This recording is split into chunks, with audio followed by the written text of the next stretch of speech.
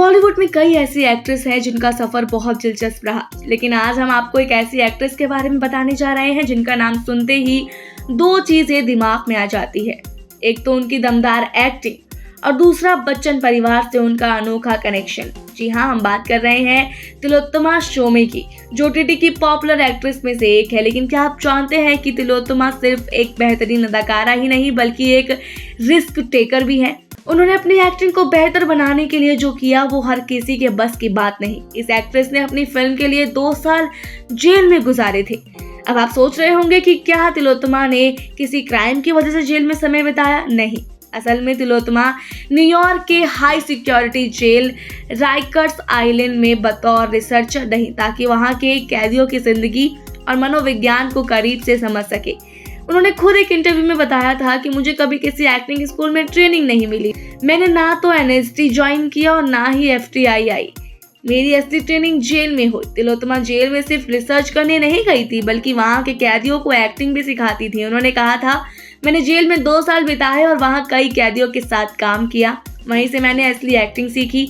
अब बात करते हैं बच्चन परिवार से उनके रिश्ते की, जो कम लोगों को पता है। तिलोत्तमा ने 2015 में कुणाल रोज से शादी की, जो जानी मानी एक्ट्रेस नीता भादुरी के बेटे हैं।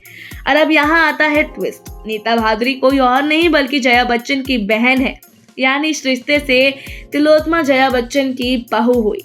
हालांकि जब उन्होंने कुणाल को डेट करना शुरू किया था तब उन्हें खुद इस रिश्ते के बारे में कोई जानकारी नहीं थी।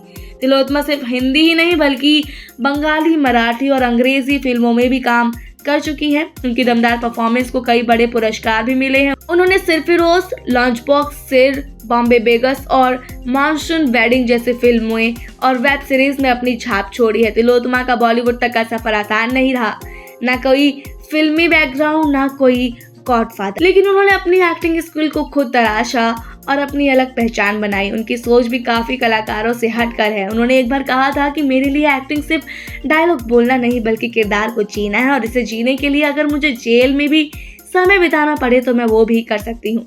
तिलोत्तमा की सबसे बड़ी खासियत ये थी कि वो किसी भी किरदार को अपने तरीके से निभाती थी, फिर चाहे वो एक हाई क्लास बिजनेस वुमेन का रोल हो या फिर एक साधारण घरेलू महिला का।